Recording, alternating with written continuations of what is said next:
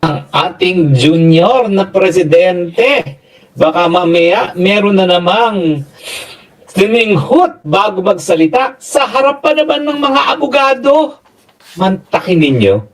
Iko-quote ko kung anong sinabi niya, ha? Kasi baka mamaya sabihin nyo ako ay nag-iimbento lang. Slang pa nga eh. I still can't find those damn blank items.